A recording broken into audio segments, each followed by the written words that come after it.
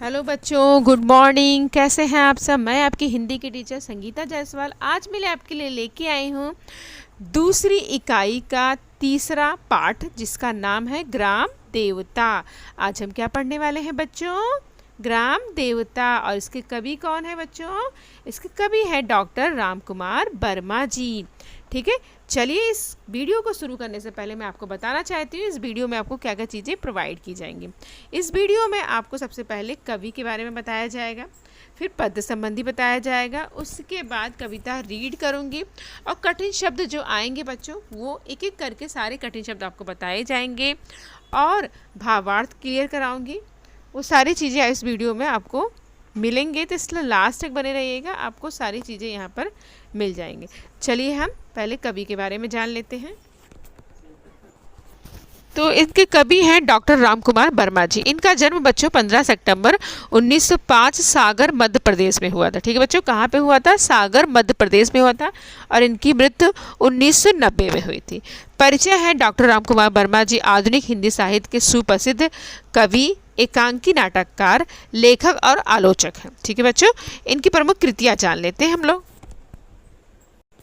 कृतियाँ यानी कि इनकी रचनाएं जो हैं: बीर हमीर चित्तौड़ की चिंता, नशीद, चित्ररेखा आदि काव्य संग्रह है, रेशमी टाई, रूप रंग, चार ऐतिहासिक एकांकी आदि एकांकी संग्रह, एकलव्य, उत्तरायण आदि नाटक हैं इनके।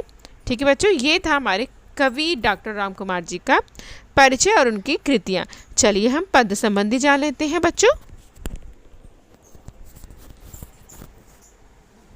कविता रस की अनुभूति कराने वाली, सुंदर अर्थ प्रकट करने वाली, हृदय की कोमल अनुभूतियों का साकार रूप कविता है। इस कविता में वर्मा जी ने कृषकों को ग्राम देवता बताते हुए उनके परिश्रमी, त्यागी एवं परोपकारी किंतु कठिन जीवन को रेखांकित किया है। ठीक है बच्चों, चलिए मैं कविता रीड करती हूँ। हे ग्राम देवता नमस्कार, सोने चांदी से नहीं किंतु तुमने मिट्टी से किया प्यार। हे ग्राम देवता नमस्कार। बहुत ही सुंदर कविता है। किसान के ऊपर ये कविता लिखी गई है। राम कुमार वर्मा जी ने संबोधित करते हुए किसान को कहा है ये सारी चीज़ें। चलिए आगे की पंक्तियां हम देख लेते हैं। जन कोलाहल से दूर कहीं एकांकी सिमटा सा निवास, रवि शशि का उतना नहीं कि जितना प्राणों का होता प्रकाश। चलिए आगे की पंक्तियां देख लेते हैं हम। श्रम वैभव के बल पर करते हो जड़ में चेतन का विकास, दानों दानों में फूट रहे सौ सौ दानों के हरे हास। ठीक है बच्चों, चलिए आगे की पंक्तियां हम देख लेते हैं। यह है ना पसीने की धारा, यह गंगा की है धवल धार, हे ग्राम देवता नमस्कार। जो है गतिशील सभी ऋतुओं में, गर्मी वर्षा हो या कि ठंड, जग को देते हो पुरस्कार, देकर अपने को कठिन दंड। झोपड़ी झुकाकर तो अपनी ऊंचे करते हो राज दरबार, हे ग्राम देवता नमस्कार। ठीक है बच्चों, बहुत ही सुंदर कविता है ना। अच्छी लगी, जब मैंने पहली बार पढ़ी थी मुझे भी बहुत अच्छी लगी थी, आप लोगों को भी अच्छी लग रही होगी। चलिए आगे देख लेते हैं। तुम जन गण मन अधिनायक हो, तुम हंसी के फूले फले देश, जाओ सिंहासन पर बैठो यह राज तुम्हारा अवशेष। वाह क्या बात है। चलिए आगे देख लेते हैं। उबरा भूमि के नए खेत के नए धान से सजे वेश, तुम भू पर रहकर भूमि भार धारण करते हो मनुज शेष। अपनी कविता से आज तुम्हारी विमल आरती लूं उतार, हे ग्राम देवता नमस्कार। शब्द संसार देख लेते बच्चों। हाश यानी कि हंसी, धवल यानी कि शुभ, अवशेष यानी कि बाकी ना हो, उर्वरा यानी कि उपजाऊ, मनुज यानी कि मानव, विमल यानी कि धवल। मुहावरा है बच्चों यहाँ पर आरती उतारना यानी कि आदर करना या स्वागत करना। चलिए कुछ और भी कठिन शब्द हैं वो भी मैं आपके सामने लेकर आ रही हूँ, तो तैयार हो जाइए। कॉपी और पेन निकाल लीजिए बच्चों। अपने टेक्स्ट बुक पर आप लिख सकते हैं पेंसिल से, या नोटबुक पर लिखना है तो पेन से लिख सकते हैं, जिससे भावार्थ समझने में आपको बहुत इजी रहेगा। ठीक है बच्चों, चलिए एक एक शब्द के मैं कठिन शब्द लेकर आई हूँ, उसे मैं कंप्लीट करा देती हूँ आपको, आप लिख लीजिए। ग्राम देवता यानी कि ग्रामीण या देवता किसान को कहा गया है। नमस्कार यानी कि अभिवादन को कहा गया। कोलाहल यानी कि शोर को कहा जाता है बच्चों। निवास यानी कि घर। रवि यानी कि सूरज। शशि यानी कि चाँद। श्रम वैभव यानी कि मजदूर की महिमा। बल यानी कि ताकत। विकास यानी कि उन्नति। हास यानी कि हंसी। धारा यानी कि प्रवाह। धवल यानी कि शुभ। गतिशील यानी कि चलना फिरना। ऋतु यानी कि मौसम। पुरस्कार यानी कि पारितोषिक। और दंड यानी कि सजा। झोपड़ी यानी कि कुटिया या छोटा कमरा। राजद्वार यानी कि राज दरबार। अधिनायक यानी कि नेता या स्वामी। सिंहासन को बच्चों राजगद्दी कहा गया है। अवशेष यानी कि बाकी ना हो। उर्वरा यानी कि धन। भूमि यानी कि धरती। वेश यानी कि पोशाक या पहनावा। मनुज शेष यानी कि मानव या इंसान। विमल यानी कि निर्मल सफ़ेद या धवल को कहा गया बच्चों। ठीक है, चलिए अब हम जो कविता रीड कर रहे थे उसके हम भावार्थ भी समझ लेते हैं बच्चों, और जो कठिन शब्द कुछ रह गए हैं वो भी मैं आपको कंप्लीट करा देती हूँ। ठीक है, एक एक मैं पैराग्राफ लूँगी, एक एक दोहा लूँगी और एक एक कविता लूँगी और उसके भावार्थ बताती जाऊँगी, उसके कठिन शब्द भी उसके साथ लिखवाती जाऊँगी। ठीक है, चलिए स्टार्ट कर लेते हैं। हे ग्राम देवता नमस्कार, सोने चांदी से नहीं किंतु तुमने मिट्टी से किया प्यार। हे ग्राम देवता नमस्कार। ग्राम देवता यानी कि बच्चों ग्रामीण का, देवता यानी कि किसान को कहा जाता है। ठीक है, और नमस्कार यानी कि अभिवादन यानी कि नमस्ते करना। ठीक है, अर्थ देख लेते हैं बच्चों, भावार्थ देख लेते हैं इसका। कवि ने किसान को गांव का देवता बताते हुए उसे नमस्कार किया है। कवि कहता है कि किसान ने सोने चांदी से नहीं बल्कि मिट्टी से प्यार किया है। इसी मिट्टी में किसान देश के लिए अनाज उगाता है, इसी कारण कवि किसान को नमस्कार करते हैं। ठीक है बच्चों, किसान जो क्या करता है बच्चों, हमारे लिए अनाज उगाता है। ठीक है, इसलिए जो कवि है हमारे वो किसान को नमस्कार करते हैं। ठीक है बच्चों, वो सोने चांदी के पीछे नहीं भागते हैं बल्कि वो मिट्टी से प्यार करते हैं। ठीक है बच्चों, चलिए आगे देख लेते हैं। दूसरी पद्यांश की लाइनें हैं। जन कोलाहल से दूर कहीं एकांकी सिमटा सा निवास। रवि शशि का उतना नहीं कि जितना प्राणों का होता प्रकाश। कोलाहल यानी कि शोर बच्चों। निवास यानी कि घर। रवि यानी कि सूरज। शशि यानी कि चांद। अर्थ देख लेते हैं बच्चों। किसान भीड़ भाड़ से दूर एकांत अपने छोटे से घर में निवास करता है। ठीक है बच्चों, सूर्य चंद्र की किरणों से अधिक किसान के प्राण अर्थात परिश्रम का प्रकाश फैलता है। ठीक है, यहाँ पे कवि कह रहे हैं कि सूर्य चंद्र की किरणों से अधिक क्या फैलता है, किसान के प्राण अर्थात परिश्रम का प्रकाश फैलता है। ठीक है बच्चों, चलिए बहुत ही इजी कविता है, ज़्यादा कुछ हार्ड नहीं है कविता।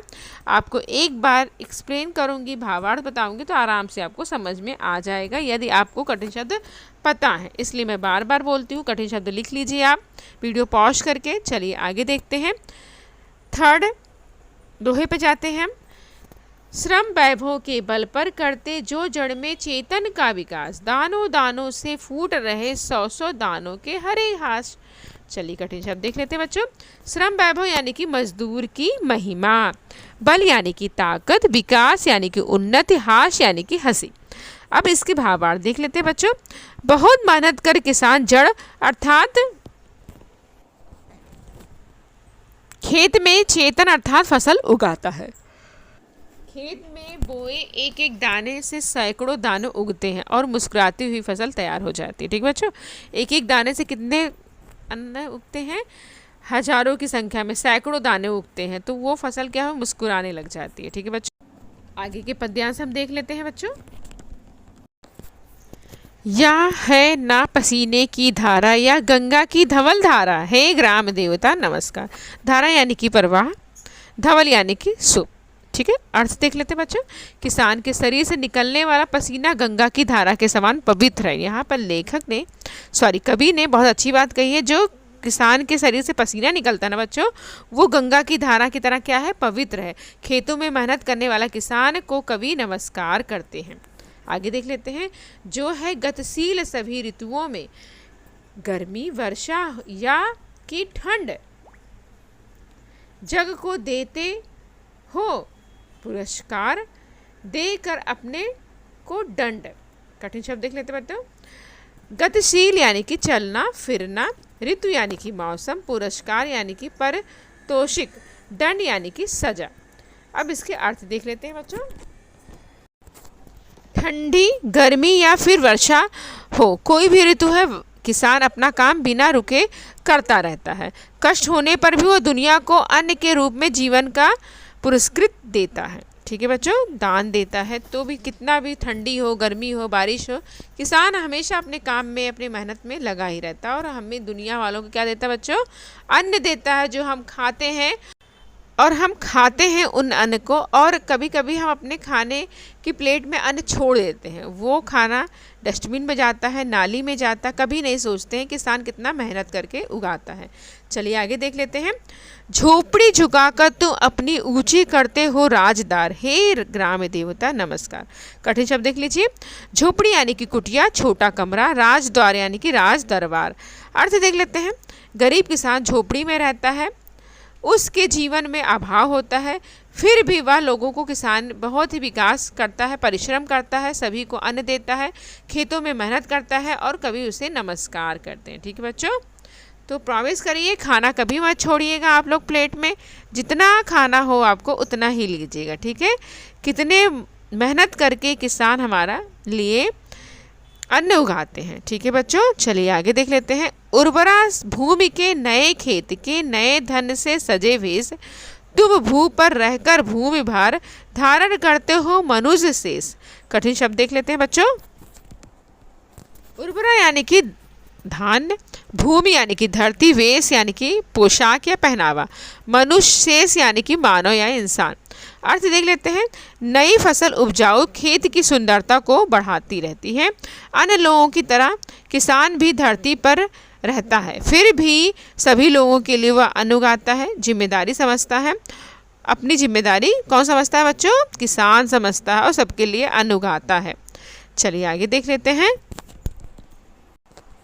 अपनी कविता से आज तुम्हारी विमल आरती लूं उतार, हे ग्राम देवता नमस्कार। विमल यानी कि निर्मल, सफ़ेद, धवल। ठीक है, अर्थ यानी कि देख लेते हैं बच्चों। कवि कहते हैं कि वह अपनी इस कविता के द्वारा आज की किसान की पवित्र आरती उतारना चाहते हैं, वह किसान को नमस्कार करना चाहते हैं। बहुत बड़ी बात है इस तरह से सोचना किसान के लिए। ठीक है बच्चों, कवि ने इतना सोचा किसान के लिए और इतना रिस्पेक्ट दिया उन्हें। हमें भी किसान की रिस्पेक्ट करनी चाहिए। चलिए कठिन शब्द कुछ जो रह गए थे वो मैं आपको बता देती हूँ। तो बच्चों यहाँ पर कुछ युग्म शब्द ढूंढ कर आपको लिखने हैं। तो कविता में मुझे 3 से 4 युग्म शब्द मिले थे, जैसे कि सोना चांदी, दानो दानो, रवि शशि, 100। ठीक है, युग्म शब्द पूछे जाते हैं एग्जाम में कि युग्म शब्द ढूंढ के लिखिए, तो मैंने आपको यहाँ पर बता दिया है। चलिए कुछ और भी क्वेश्चंस हैं। पद्यांश में उपयुक्त संज्ञा को ढूंढ कर लिखिए। संज्ञा ढूंढ कर लिखना है बच्चों। तो पहला संज्ञा यहाँ पे आया है गंगा, दूसरा आया है सोना, प्यार ये भी संज्ञा है, और प्रकाश ये भी संज्ञा है। ठीक है बच्चों, तो मुझे आशा है कि आपको ये वीडियो समझ में आया होगा, पसंद आया होगा। लास्ट तक बने रहने के लिए और सारी चीज़ें देखने के लिए thank you so much. Bye bye बच्चों।